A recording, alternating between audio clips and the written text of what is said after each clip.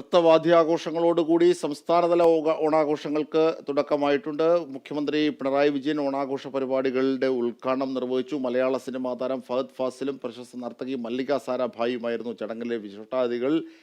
ഇന്നലത്തെ ആ ഓണത്തിന്റെ വിശേഷങ്ങൾ കൂടി, ആ ഉദ്ഘാടനത്തിന്റെ വിശേഷങ്ങൾ കൂടി നമുക്കൊന്ന് കാണാം.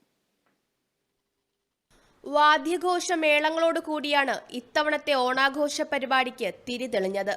സംസ്ഥാന സ്കൂൾ കലോത്സവ വിജയികളായ പട്ടാമ്പി പെരിങ്ങോട് സ്കൂളിലെ കുട്ടികളുടെ ചെണ്ടമേളമായിരുന്നു വേദിയിലാദ്യം. ശേഷം ജാതി മത ഭേദമന്യേ മാനവരെല്ലാം ഒന്നാണെന്ന സന്ദേശം ഉയർത്തിപ്പിടിച്ചുകൊണ്ട് കേരള കലാമണ്ഡലത്തിലെ വിദ്യാർത്ഥികൾ നൃത്തം അവതരിപ്പിച്ചു. തുടർന്ന് നടന്ന ഉദ്ഘാടന ചടങ്ങിൽ ചലച്ചിത്ര താരം ഫഹദ് ഫാസിലും പ്രശസ്ത നർത്തകി മല്ലിക സാരാഭായിയും വിശിഷ്ടാതിഥികളായി. ഓണം ഒരുമയുടെ ഈണമെന്ന ഇത്തവണത്തെ ഓണാഘോഷ പരിപാടികൾക്ക് ഭദ്രദീപം തെളിയിച്ച് മുഖ്യമന്ത്രി പിണറായി വിജയൻ ഉദ്ഘാടന കർമ്മം നിർവഹിച്ചു. കേരളത്തിൽ മാത്രമല്ല ഓണം ആഘോഷിക്കുന്നത്, മലയാളി എവിടെയൊക്കെ ഉണ്ടോ അവിടെയെല്ലാം ഓണാഘോഷവുമുണ്ട്. രാജ്യത്തിൻ്റെ വിവിധ ഭാഗങ്ങളിലുണ്ട്, ലോകത്തിൻ്റെ വിവിധ ഭാഗങ്ങളിലുണ്ട്. ജില്ലയുടെ ഹൃദയഭാഗം മുഴുവൻ ദീപാലങ്കൃതമായി കഴിഞ്ഞു.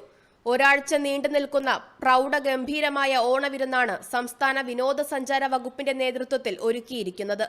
ജില്ലയിൽ വിവിധയിടങ്ങളിൽ 30ഓളം വേദികളിലായി 8000ഓളം കലാകാരന്മാർ പരിപാടികൾ അവതരിപ്പിക്കും. വാരാഘോഷത്തിന് സമാപനം കുറിച്ചുകൊണ്ട് സെപ്റ്റംബർ 2 നടക്കുന്ന ഘോഷയാത്ര governor Arif Muhammad Khan flag off ചെയ്യും. തിരുവോണ നാളിൽ വൈകിട്ട് 6 മണിക്ക് കേരള വിനോദസഞ്ചാര വകുപ്പും കേരള വിഷൻ ന്യൂസും ചേർന്ന് അവതരിപ്പിക്കുന്ന കേരളം പൂക്കളം മെഗാ ഇവന്റ് സെൻട്രൽ സ്റ്റേഡിയത്തിൽ വെച്ച് നടക്കും. മന്ത്രി വി ശിവൻകുട്ടി പരിപാടി ഉദ്ഘാടനം ചെയ്യും.